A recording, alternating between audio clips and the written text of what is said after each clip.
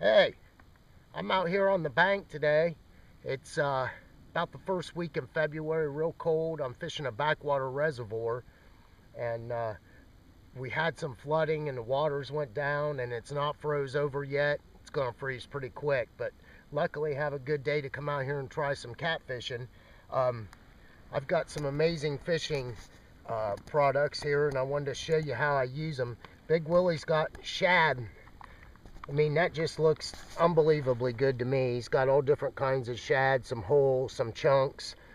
But what I like to do, I'm actually using one of his hooks that he sent, and it's a 2/0 hook with a sponge on it, and that sponge will soak up those juices. And not complicated. Just pick out a shad, hook it through the eye, and I'm just going to leave it hang, I think, like that. And then we'll take some of Willie's xxxBlood and put on that sponge. Get a real nice smell path going. And I like to use these baits, you know, can be a little bit fragile. And I like to use some of this magic thread. And I'll actually take, and once I've put the fish on there, or the bait on there, I'll actually take this magic thread and just wrap it around. No special way to do it or anything, but it might take that tail end and come back for a second bite. And if you have some of that magic thread sort of holding it on there, it'll make it a lot harder for the fish to steal it. So there's one way. I've got some mackerel chunks here. I've got a double hook rig on.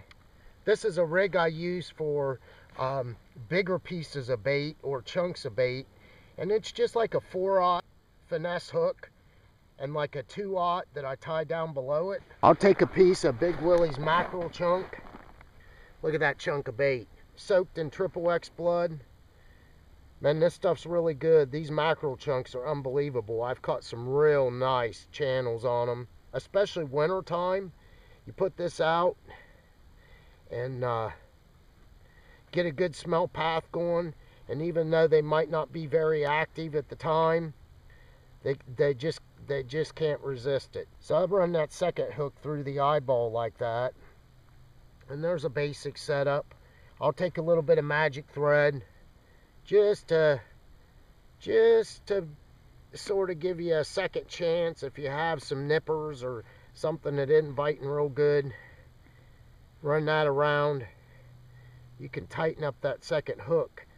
You want that to stay straight now, so that the hook point, like I like to leave that hook point sticking out like that. Make sure that it isn't going to go back into the bait, so when he takes it, you have a real good chance of hooking up. That second hook really makes a big difference sometimes, so don't be scared to use an extra hook on there to give you an advantage. So that's how I like to hook up and use the amazing baits from Amaysing Fishing. We'll give them a try.